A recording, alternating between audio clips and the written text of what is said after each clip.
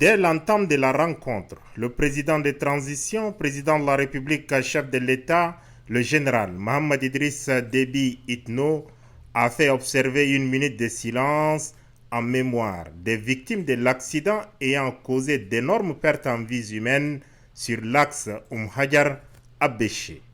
Ils sont 220 chefs de partis politiques à faire le déplacement du palais Toumaï ce vendredi 27 janvier pour suivre la communication du chef de l'État, garant de la paix, de la stabilité sociale et politique. Au sortir des assises du dialogue national inclusif et souverain, dont les travaux ont duré 45 jours, les participants ont recommandé que les partis politiques soient regroupés et organisés au sein d'un seul organe, à l'image de l'ex-cadre national du dialogue politique CNDP. Le président de transition introduit la rencontre en ces termes.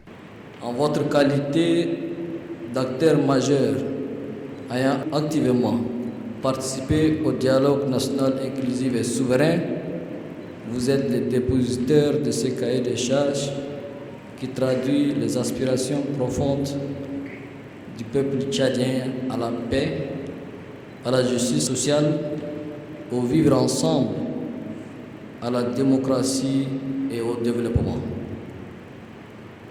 Si la classe politique doit légitimement se réjouir d'avoir tenu un grand pari en organisant le dialogue national inclusif et souverain, sa mission est loin de s'achever. Un autre palier, tout aussi important, doit être gravi pour que notre symphonie soit complète et parfaitement harmonieuse. Poursuivant sa communication, le général Mohamed Idriss Déby Itno a invité les acteurs politiques à mettre en place la nouvelle structure dans le calme et surtout sans déchirure ni dissension. Je voudrais vous inviter à vous concerter librement pour mettre en place le cadre de concertation souhaité. Soyez rassurés qu'il n'y aura aucune interférence ni injonction, moins encore d'influence dans cet exercice qui ne concerne que vous, acteurs politiques tchadiens. Il vous incombe de définir ce cadre de dialogue politique, sa composition, son organisation et sa dénomination.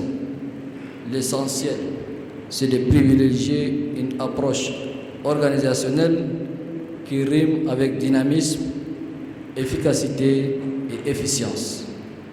De tout ce qui précède, le président de transition a invité les présidents et secrétaires généraux des partis politiques à faire œuvre utile.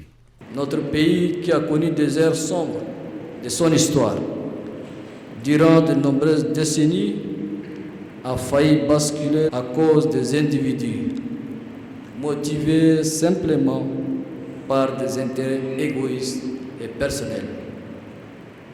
L'inclusion, qui a été la règle d'or des assises nationales de la refondation, doit se faire dans le strict respect des principes et règles du jeu démocratique. C'est dans cet esprit que le gouvernement a autorisé que les partis suspendus d'activité après le malheureux événement du 20 octobre reprennent leur fonctionnement normal. La balle est désormais dans le camp des acteurs politiques, toute obédience confondue. Ils doivent réfléchir vite et bien pour mettre en place la nouvelle structure devant agir en leur nom.